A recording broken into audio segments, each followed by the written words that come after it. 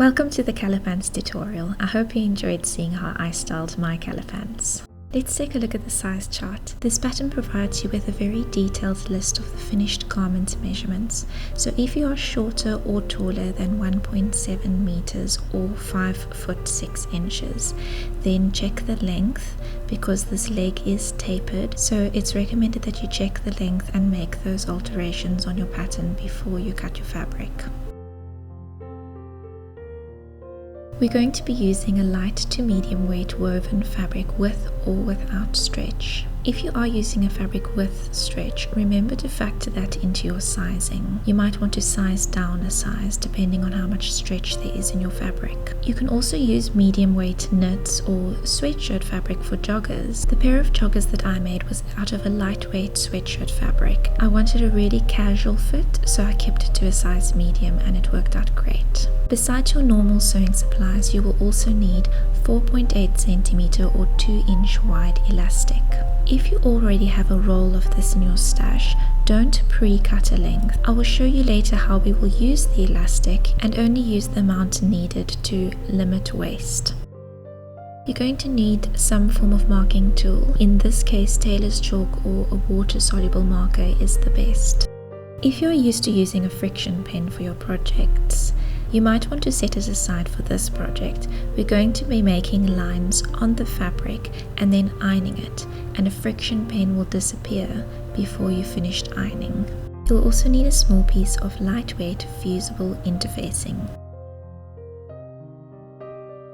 I use pattern weights and the scissors, which is my preferred method of cutting out. You'll also need a long ruler and your marker of choice. There are detailed cutting out layouts in your pattern if you prefer to use them. I usually just take what fabric I have and lay out the pieces until I feel happy that I'm maximizing the use of it. My fabric is 1.5 meters wide and I'm able to fit both leg pattern pieces side by side for a size medium. This will save on the length of fabric that I'm using. I folded my fabric in half and I'm making sure to line up the grain line on the pattern piece with the fold or with the selvage of the fabric. The two waistband pieces are cut on a single layer. I ended up using 1.3 meters of fabric to cut out my entire pants. I like to cut with my palm facing away from the fabric because this allows that I do not have to lift up the pattern piece while I'm cutting. I did a pattern alteration, which is why I've got 3 lines on the top of the back pattern piece instead of just 2. You will have 2 lines and you need to make sure to make little notches where those lines are on either side of your pattern piece. Remember to make all your other notches, especially at the pants hem, as well as at the pocket. One of your waistband pieces is slightly broader than the other, so cut them out on a single layer and remember to make all of the notches. An easy way to line up the pocket fold is to make a notch on either side of the fold line. This is going to help you later when you're sewing. These next steps are only applicable if you're doing the pleated version. Notch A will be on the crotch side, notch B will be on the pocket side. Fold over your fabric so that notch A meets notch B. Then fold your fabric back to make the pleat. Pin this in place and press. You can then baste it within the seam allowance to secure the pleat. To begin working on the pockets, we are going to mark the fold lines. You can either mark them on the wrong side and the right side, or just on the wrong side. I'm marking mine on the wrong side. You can choose which marker works best on your fabric. You would likely have to use white chalk on a dark fabric, or you could use this blue water-soluble marker on a lighter fabric.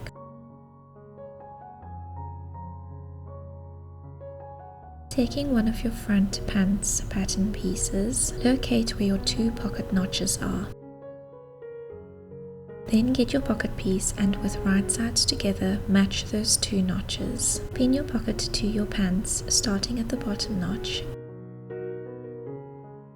then pinning the top, and then finding and pinning that middle notch. We are only sewing up to the bottom notch, so to make it easier you can mark a 1 centimeter mark from that notch. We are going to sew up until that point. I'm starting with a regular 2.5 stitch length, and when I near the bottom I'm going to change that to a 1 stitch length. Along with back stitching at the end, that is going to help reinforce the area. Clip up until but not through that last stitch. To get a beautifully crisp edge, first press the seam open. This eliminates any folds or tucks that might occur. Then press both seam allowances towards the pocket piece. Understitch the pocket piece close to the edge till just before the position of the notch.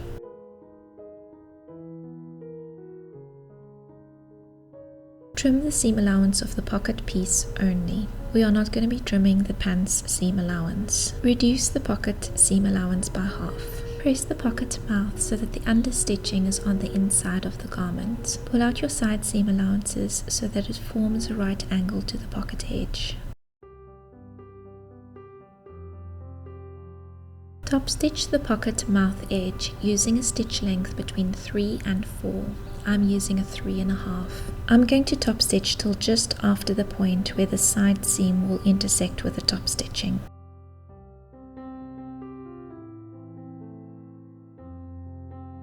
Fold the pocket wrong sides together along the marked fold line, or use your notch. We are making a French seam, so we will first sew with the wrong sides together and then with the right sides together. Pin this edge and sew it at a 6mm or 1/4 inch seam allowance. Remember to change your stitch length back to 2.5 after using the longer top stitching length. If your fabric frays easily, create 2 lines of stitches. This will make the seam more durable as it will be trimmed down quite dramatically. Trim the corner and then trim the seam allowance in half to about 3mm. Turn your pocket inside out and use your preferred tool for poking out the corner. Sew another seam, this time with right sides together, at a 2.5 stitch length and at 6mm or 1/4 inch. This is the most important part of the pattern where precision is key. The side seam falls right next to the pocket edge. Make sure to measure the bottom point of the pocket where the seams intersect to be exactly 1 centimeter. I'm going to trim this tiny section where my pocket shifted a bit within the sewing process. This will allow me to see a clean edge when I'm trying to sew the 1 centimeter seam allowance. Secure the side and top of the pocket piece to the pants by pinning it in place and basting it within the seam allowance. This will allow for the pocket to stay in place while we sew the waistband and the side seams. I'm using a stitch length of 4 for my basting. Be sure to baste within the seam allowance so that you don't have to remove the stitches afterwards. This is optional but highly recommended. We are going to mark the seam line next to the pocket mouth so that we don't sew the pocket mouth closed. If we pin back the pocket mouth, it's going to warp the side seam, so we need to keep it in place. You can either use tracing paper and a tracing wheel, or you can baste it with a hand, needle and thread. We're going to mark the 1 centimeter seam allowance, which should fall exactly next to your pocket mouth. For method 1, I'm using a tracing wheel and tracing paper. I'm making sure to point the tracing paper upwards so that it would transfer to the wrong side of the fabric, as I'm going to be looking at the wrong side of the fabric when I'm sewing. Mark slightly further down than the edge of your pocket, so that the bottom point of your pocket mouth meets perfectly with your side seam.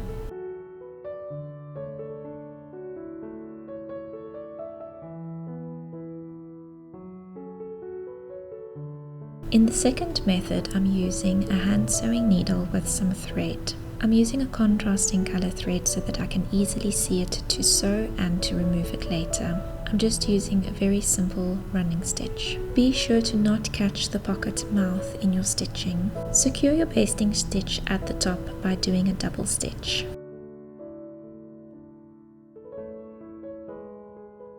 In the following steps, we are going to be marking straight onto the main part of our fabric, so it's essential that you check your marker that it washes out. I'm using a wax-based tailor's chalk.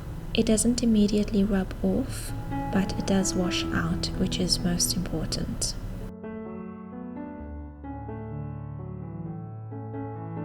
If you wish to, you can baste the top seam allowance as per the instruction, as a guide to fold and press it under later. As I'm here marking these other fold lines, I'm just quickly marking the 1 centimeter line. I'll use this as a guide later to press the seam allowance under. With right sides facing each other, pin the front leg to the back leg along the inseam, matching the notches. Stitch the seam, making sure to pivot at the hem.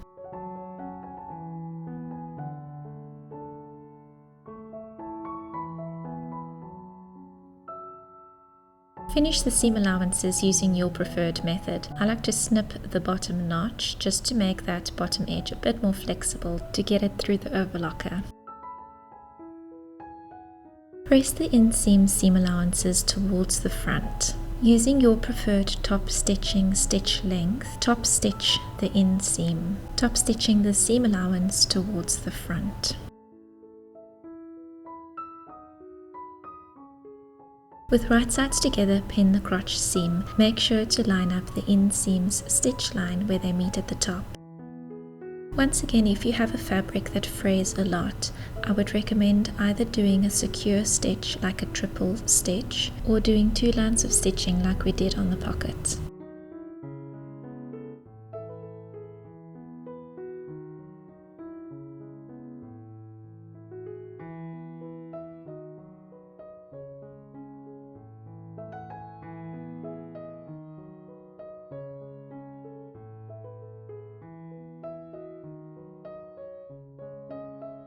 Interface the waistband piece, that is piece number 6.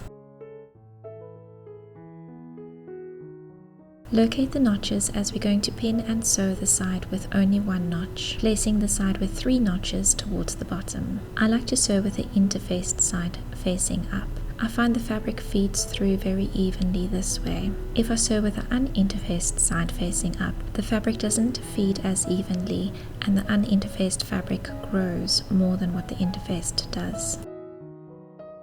Once again, press your seam open to ensure a nice flat finish. Then press your seam allowances together towards the interfaced waistband. Understitch the interfaced waistband, stitching the seam allowances to the waistband piece. Trim away half the seam allowance of the unfused waistband piece. At a 1 centimeter seam allowance, sew a line of basting stitches on the fused waistband. Using that stitch line as a guide, fold over and press the seam allowance towards the wrong side of the fused waistband.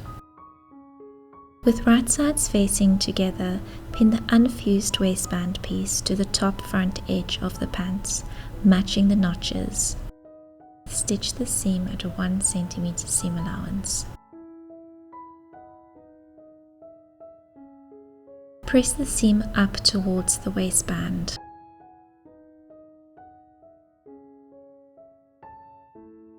If you haven't marked the seam allowance on your back pants piece yet, then sew a line of basting stitches at 1 centimeter and use that as your guide. Press the seam allowance up towards the wrong side and then press the pants piece at the fold line. This casing that we just created should extend slightly past the stitch line. We are going to sew very close to the edge, so if you're confident, you're welcome to do this from the right side on the stitch line. This should definitely catch the back seam allowance.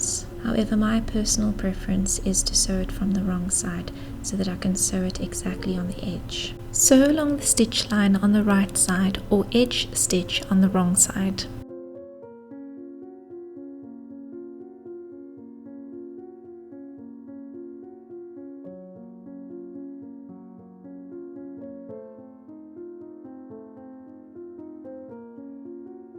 Without cutting your elastic, take one end and attach it to a safety pin. I'm using a stitch holder that's used in knitting and looks like a big safety pin.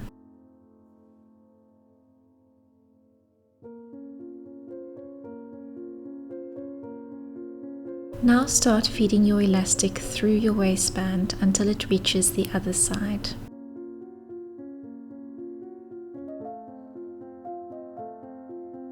Once you've reached the other end, pin it securely in place. Baste within the seam allowance. You can secure your roll of elastic with an elastic band. This will make it easier to handle while sewing.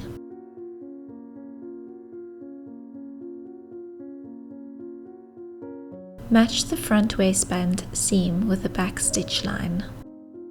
Keeping your front waistband open, match the waistbands together and then fold over the facing.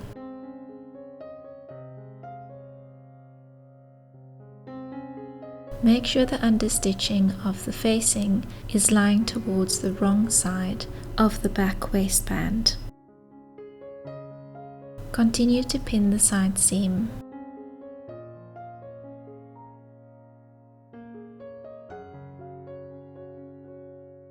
We are now sewing the side seam of the side that doesn't have the elastic attached to it. Starting at the top of the waistband, I'm making sure that I can see the basting stitches I've previously done. I'm going to use these basting stitches as a guide and make sure to sew just outside of that line towards the seam allowance. If I keep my line of stitches on this side of the seam allowance, I won't catch the pocket mouth.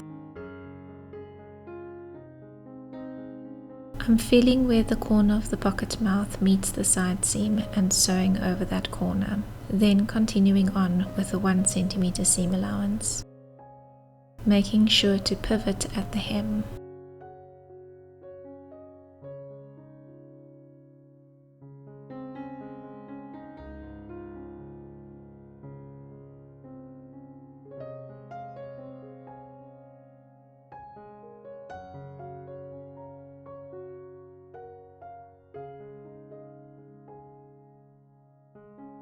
The facing seam allowance shifted slightly while I was sewing, so I'm going to unpick that little section and sew over it again. We are going to sew the other side seam only up until where the waistband begins. This will allow for the elastic to be free so that we can fit it.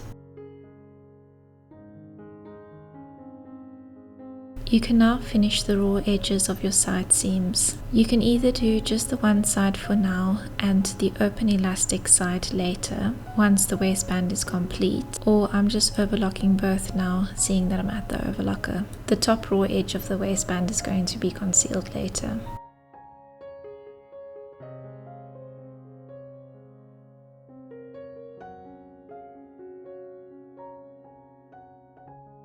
Press your side seam allowances towards the front. I used my sleeve roll to help me press it. Try on your Calyer pants and put it exactly where you want the waistband to sit, and then you're just going to be doing a series of tugging and fitting and tugging and fitting. Overlap the side seams so that it represents the seam allowance that you will be having on the side there, just so that you can get a nice accurate fit. So keep on tugging at the elastic and readjusting the back and making sure it's sitting nice and flat so that you can get a really good representation of how it's going to fit on you. Now, because we're going to be top stitching the elastic to the back waistband, it's a really good idea to make it tighter than what you would normally have it, because the top stitching actually slightly stretches out the elastic again. Top stitching the elastic is optional, but I highly recommend it, or else you run the risk of the elastic folding within the waistband while you're wearing it. So I'm happy with the fit, and I gave it an extra little tug just to make it a little bit tighter, and then I'm pinning it in place. Securely baste it in place within the seam allowance. As you can see, because we didn't cut our elastic, we're not wasting any, we're only using what we need. Now finish off the waistband by folding it open, lining it up, and then folding the facing over.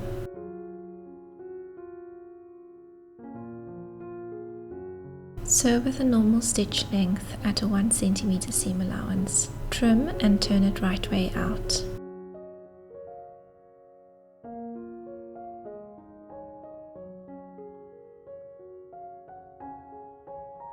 Pin the edge of your front facing down on the right side, ready to stitch in the ditch. Align your pin in the correct direction so that it's easy to remove while you're sewing. Starting right on the corner where the back stitch line ends, Stitch in the ditch along your front waistband seam.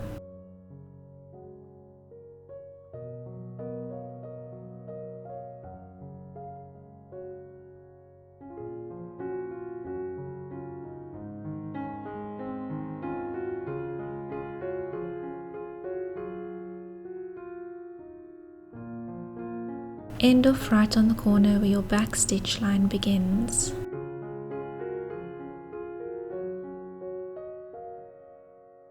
Top stitching your elastic is optional, but I do recommend it. You might run the risk of your elastic folding and buckling under your movement.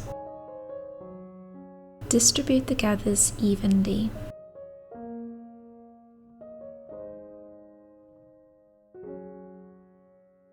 If you wish to, you can pin this in place.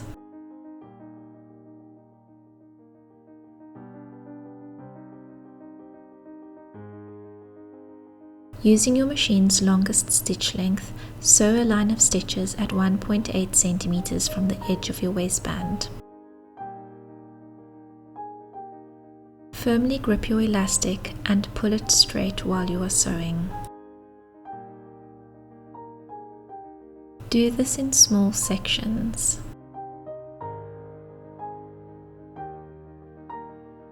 You can measure 1.8 centimeters or 3/4 of an inch from the bottom stitch line of your waistband, or what I'm doing is I'm just eyeballing a line in between the two stitch lines.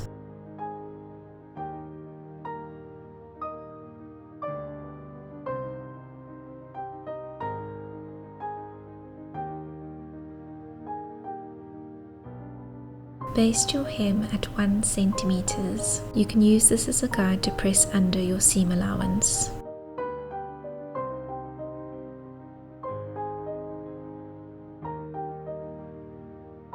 Feel free to top stitch your hem if that's the look you're going for, but I like that this pattern recommends to blind stitch the hem. It gives a really nice clean finish. I'm using a hand sewing needle and some thread that has been treated with beeswax. Press under your seam allowance and then press under again by 2 centimeters. Bring the needle up through the back of the seam allowance. I'm grabbing about 1 centimeter of the fold.